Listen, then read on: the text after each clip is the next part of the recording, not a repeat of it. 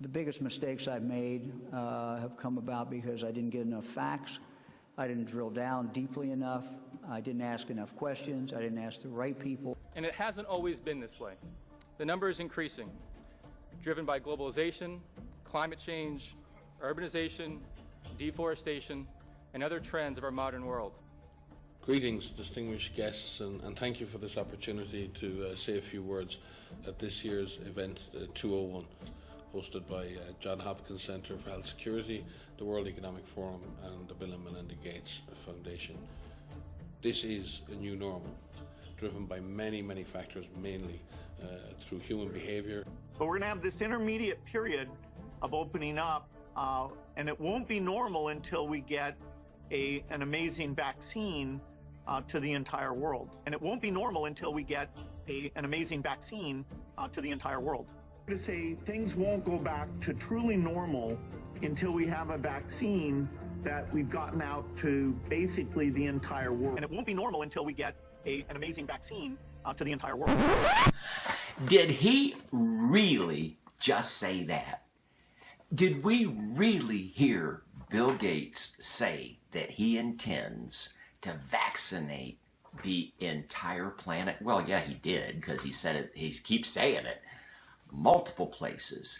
But did we really just hear him say on national TV with a respected anchor that he intends to vaccinate the entire planet without getting laughed off the stage? Good grief. Well, welcome to the second edition of Who Really Made the Decision to Lock Down the State of Ohio. I just got to be honest. This was a tough one for me, y'all. Not because I don't have anything to say, just the opposite. There is so much. And how do you prioritize it? I figure I've got maybe a 15-minute, attention span and a Facebook video, and I'm using part of it to talk about this. But I've gone back and forth. I even did a straight-through commentary. I thought just do a string of consciousness, and that thing is like 40 minutes long. So I want to tell you this. If you hang around for part 3, I've got a couple of bombshells. State of Ohio specific. I think it's worth hanging around for. I can't get to it today. I'm going to post it on Ohio for Freedom on YouTube. It's kind of risky because anytime you change platform, you're going to lose some people. And nobody wants to go see a video that's only had 2 or 3 views. And that's the way it will start out, but that's how I'm going to do it.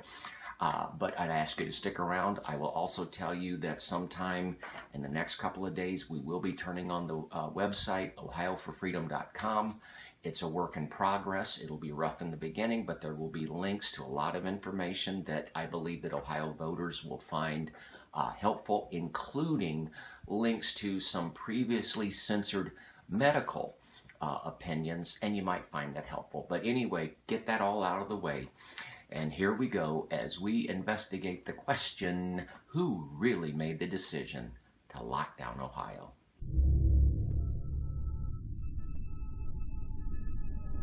Okay, the clips you saw in the beginning were taken from an event that took place in October of 2019, and the name of that event is this right here. You say, why aren't you saying it? If I say it too much, I'll get censored before we ever get started. Now, you can go right there and watch all of them. They're not going to take those down. They're proud of them. However, just about every serious analysis video about that has been taken down, so you might want to watch it. But here's what we're going to do right now. I'm going to play you actually 4 clips. 3 of them deal with, now in that event that I just showed you, and you can go there right now. There's 4 segments, and then there's a summary segment. And I believe it's the 3rd one or the 4th one is entitled Communications, and it's all about managing the information or misinformation or disinformation about a pandemic. Okay, really what it's about is when and where to apply censorship, how to use propaganda, when to shut internet down, when to punish governments, punish individuals. It also talks about algorithms that Mr. G is working on that will sift and sort through your social media to identify bad actors, which, by the way, I'm one. You keep watching, you'll be one too. But I'm not going to talk about that. I'm going to show you clips where they're talking about a personal recruitment strategy. And they use words, if you watch it in entirety, you'll hear the word surrogate, you'll hear the word informed advocates. One person uses the word interlocutor, but this is, in other words, getting to people that have influence within their sphere of influence. And in order, they're going to talk about faith-based organizations. Boy, I could talk a lot about that. They're going to talk about CEOs, and they're going to talk about medical and NGOs and so forth. And then the last one is going to be talking about right representatives in media. And then there will be a summary segment where he talks about all of this needs to be in one central repository of information that's managed internationally. But before we go to those three clips, I'm going to show you the framing document, if you will, that was put together in 2019 in the month of September, just 1 month before this, and by the Global Preparedness Monitoring Board. It's called the GPMB. It had only been in existence for a few months. It is the WHO. I don't have time to explain that. It's just a front organization for the WHO. But let's take a look at this document right now. In September of 2019, the Global Preparedness Monitoring Board, which had been in existence for just a few months, developed this 3-page report, which we're going to spend just a couple minutes going through. I'm going to blow that up, and it's got 7 urgent action steps, actions for leaders to take. Okay, 7 urgent actions. And let's just take a look at the first one to get started. Heads of government must commit and invest. You will find as you go through all 7 of these that it's all about the money and it's all about control. In fact, only one of these does not specifically mention funding, but it's got funding requirements and then watchdog components to make sure people are ponying up what they're supposed to pony up. But I'm going to scoot down here and show you that at the bottom of the 3rd page, it's got the GPMB, Global Preparedness Monitoring Board, and the World Health Organization. And it says co-convened by the World Health Organization. The reason that it's co-convened by the World Health Organization is that it is the World Health Organization. Now, under one of the preparedness or progress indicators by September of 2020, which, boy, that's coming up, isn't it?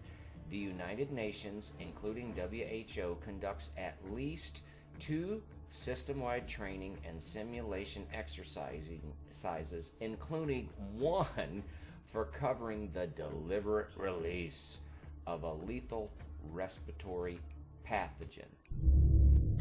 So that's the premise of this entire get-together, okay? And if you go through those action steps, like I said, they all involve money and the way to collect the money. And did you know that when this whole thing broke out, this pandemic that we're in just a matter of a couple of days, they raised $8 billion, mostly through the EU. Israel jumped in there as well. But, and those guys just lined up and ponied up the cash.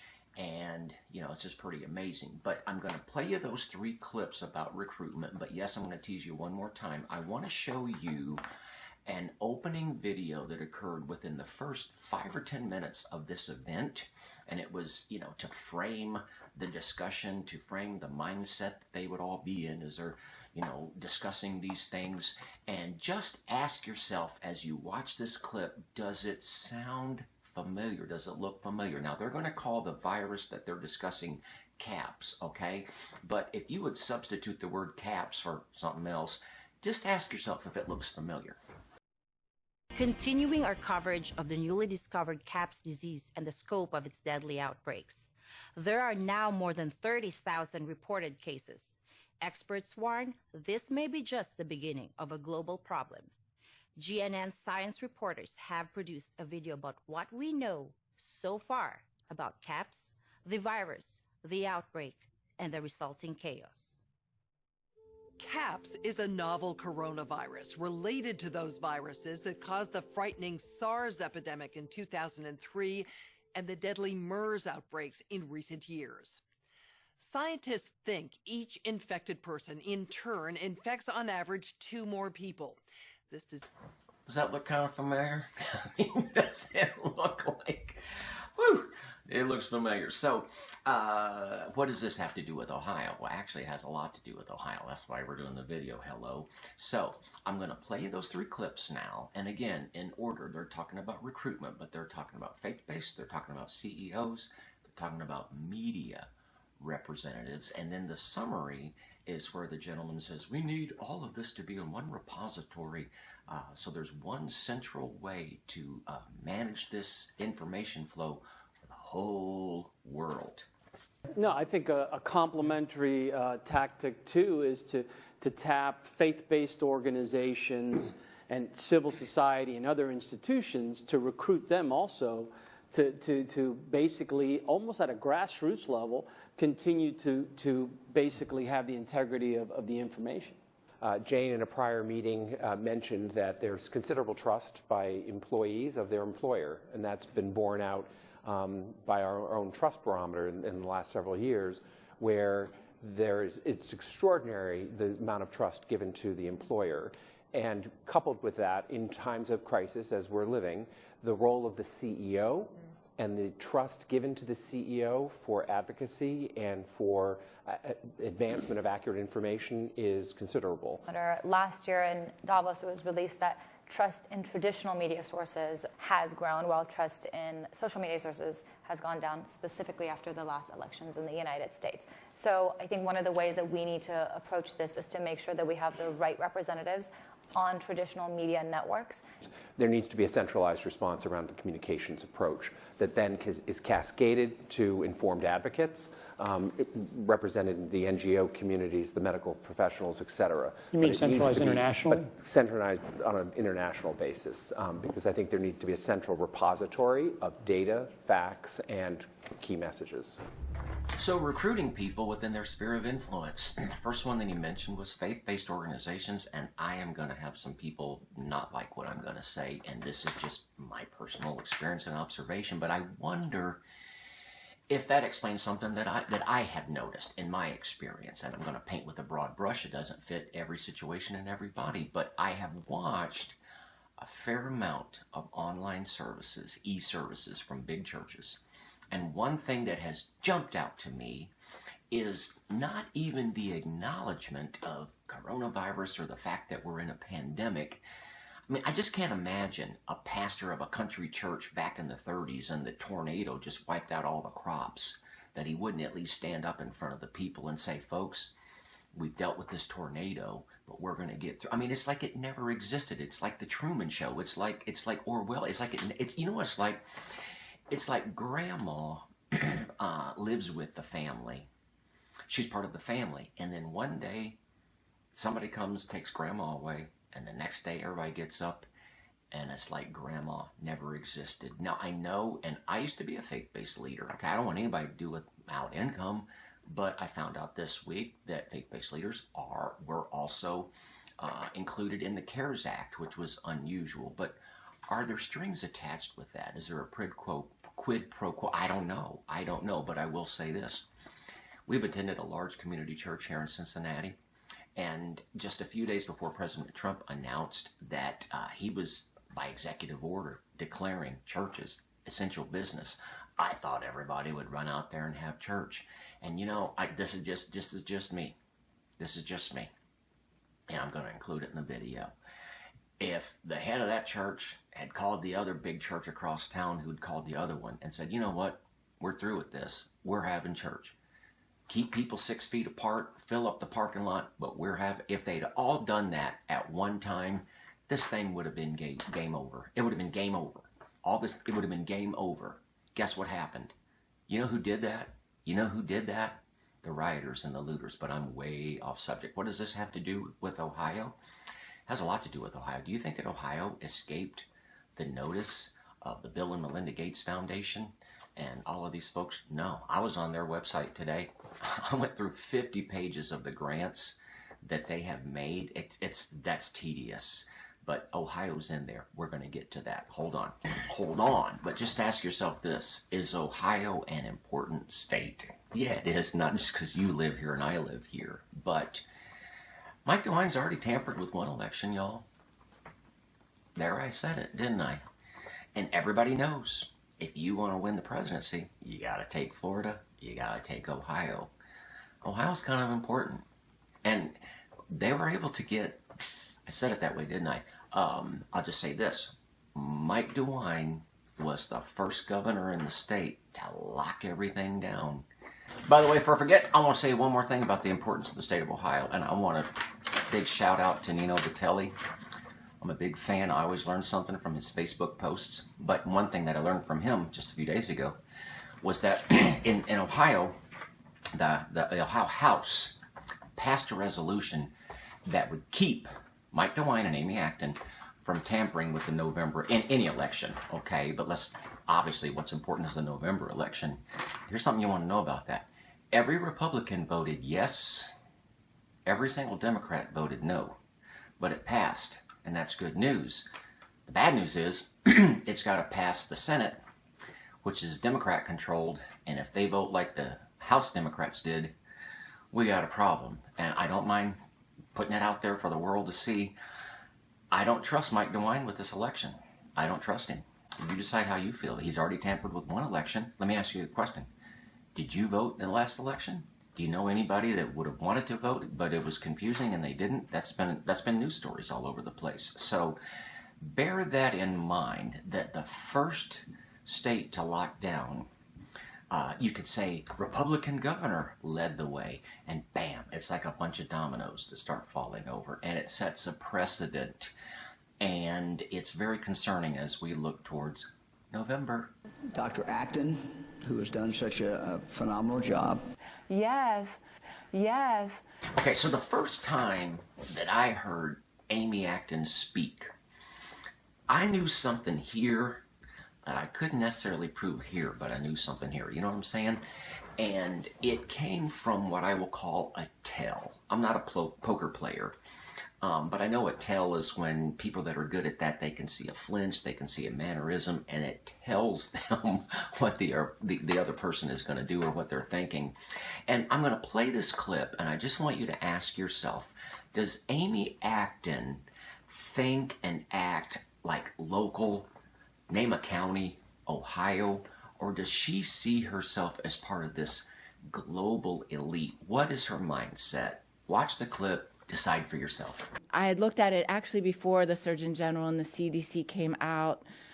I talked to some scientists around the world and learned that this was being effective in other countries. It's really about behavior change and culture change. So when I've traveled globally, again, as a global health professor in other cultures, this is the norm. Okay, so my gut was telling me something that I just wanted a little more validation for, okay? Because I never heard of Amy Acton before March, before she became the #1 medical tyrant in the nation. So I started doing a little bit of research, and I found 3 things. The first thing that I found was an enormous amount of fluff pieces. I mean, just off the chart fluff pieces about her. You know, she had a cookie named after her, had a song written for her, had a t-shirt. She's the first lady of the pandemic. People are just fawning all over her, snacking with Acton. One guy wrote, "I waited all my life to write a story like this." I mean, just unbelievable. And some of that could be organic. You put it all together. No, it's orchestrated. But you get past that, and then I found out, whoop, she reinstated the #1 late-term abortion clinic in the nation. Well, that got me digging a little deeper. Don't have time to talk about that. And then I found out she was an Obama campaign manager back in 2008. And then later, she would lie about her political involvements. So as I went through this, though, that's all I could find. I wanted to see if I could find something that would tie her to these global thinking medical people. I wanted to tie her to Bill Gates, and I looked, and I was looking for the silver bullet. I was looking for the Holy Grail. I was looking for the smoking gun, and I just couldn't find it until I started looking at her resume, and I found out that one of the things that she has done in her career was she spent 7 years heading up an organization called Project Love in Columbus. And watch the clip and it'll tell you about it. This is the website for Project Love that Amy Acton headed up for 7 years. The first thing that I noticed was the needle and the vial. Okay. And your attention wants to be drawn to these beautiful children's faces. Love our kids. Vaccinate early. Now, lest you think that that is just one of the things that they do, let's look at this section over here. Immunization programs. So you have children's vaccines, adult vaccines, you have travel vaccine, vaccine records, vaccine safety, seasonal flu vaccines, and you go all the way down to the Vaccinator newsletter. Do you think this website has a lot to do with vaccinating people? Well, there you have it. So when I saw the needle and I saw the word vaccines, you better believe it jumped out at me. Now, 6 months ago, it wouldn't have even gotten my attention, but it sure gets my attention right now. So if the folks that put on that event that I was speaking about earlier, if they're not vaccine obsessed, I think you'd have to agree they are really, really, really vaccine focused. And just to bolster that idea a little bit, I'm going to play quickly 2 clips that occurred within the first 10 minutes of this simulation and see what you think about that. There is no existing vaccine. While there have been efforts to develop vaccines against SARS and MERS coronaviruses, none have been licensed.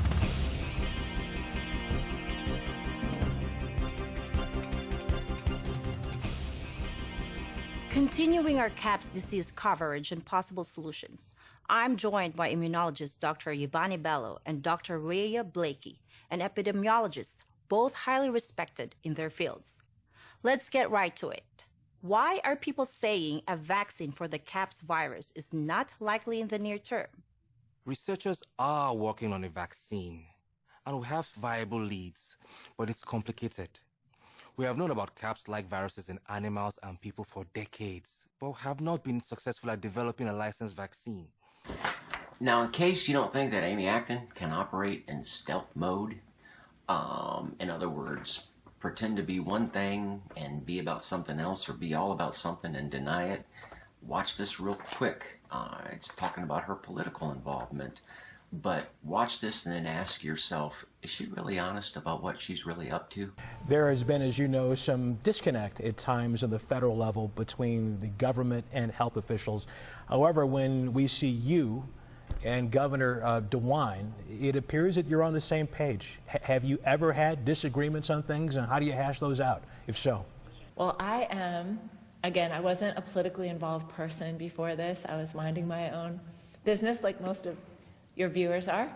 All right, so I told you earlier, I had my gut, I had what she was saying, and I was watching what she was doing, but I wanted something a little more concrete to connect her to, you know, that crowd, let's just say it like that. And I looked and looked, and I thought I basically resigned myself that, no, you're going to have to settle for language and what she's doing. But when I was on that site about Project Love, right next to it was a link in my search for an organization called Ohio Advocates for Medical Freedom. And they're all about not having anything medical forced on you against your will. Seems reasonable enough to me. So I clicked on there and I ended up giving them a call. And thankfully, one of the representatives called me back the next day. And in the next day, there was the silver bullet, and it had been in front of me the entire time. It had been hiding in plain sight, but there was the silver bullet, and it had to do with contact tracing. Now, contact tracing, I'd known about it. I've even posted a video about the tell that I observed with Mike DeWine and Chris Wallace. I could tell that this was coming, but that was not a big deal because a week later he announced it, and then a few days later there's ads all over the place where they're hiring for it, and there's some people that are okay with that.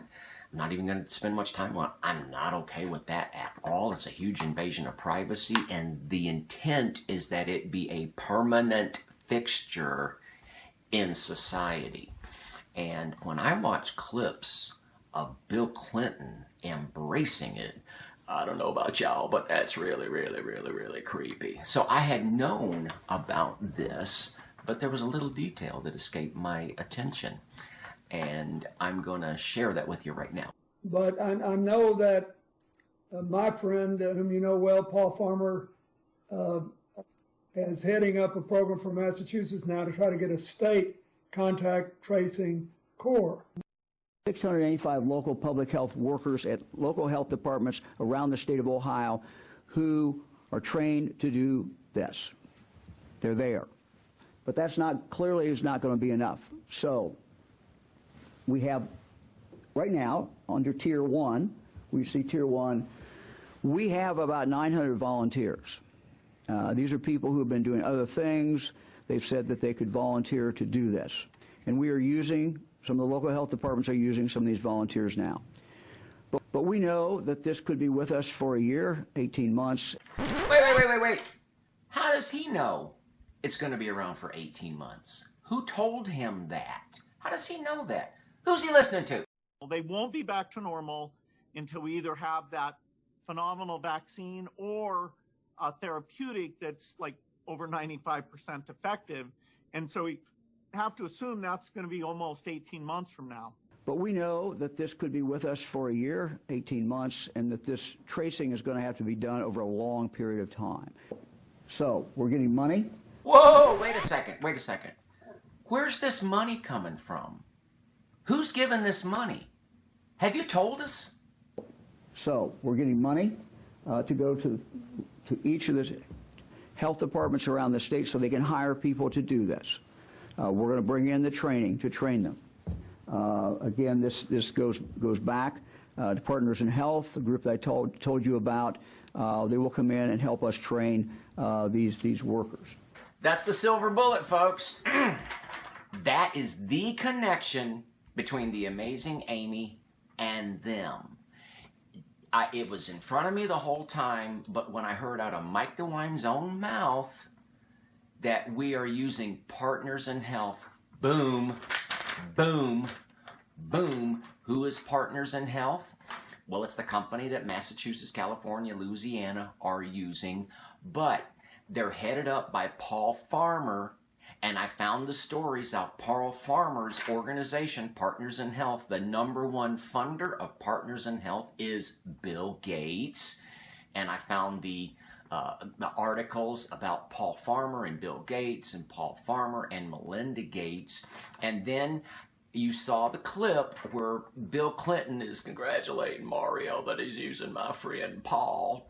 Where do the Clintons fit into all this? And as I'm going through the website for the Bill and Melinda Gates Foundation, first I found a little $42,000 grant, and then a $600 and something thousand grant, and then another little, I found 5 of them, and then I found a $10 million grant to the Clinton Foundation as they're working with Paul Farmer and Partners in Health. And folks, there you go. I mean, when this video was done, I'll sit around and wonder, did I say this? Did I say that? Did I remember it? You've got enough. You've got enough. If you wanted to know if our state director of health is walking lockstep with those people, now you know. And remember, where money goes, influence goes. He who pays, says. And Michael DeWine is in bed with all of these people. And I'm going to summarize, because I'm going to do another video just on WHO, which thank God we pulled out of. But WHO, GPMB, Gavi, CEPI, World Economic Forum, all these people, it's the most incestuous bunch that you can imagine. They are so incestuous that they make the kid with the banjo in the movie Deliverance look like Brad Pitt. I mean, it's just incredible. But the one common thread between all of those groups, all of those organizations, all of those individuals is Bill Gates and his money and his influence. And if you are wondering if all of that has actually reached deep into the state of Ohio, wonder no more, because the bad news is that it has. Part 3 is coming up next. I'm going to put it on Facebook, but it'll be a link to YouTube. If this helped you in any way, I know I'm a mediocre videographer, but there's some truth in there. If it said something to you, please share it. We still can fight for our state. We still can fight for our freedoms. And in fact, we better fight for our state, and we better fight for our freedoms. Until next time, God bless you. God bless your family. Dear Lord Jesus, bless the state of Ohio, and God bless America.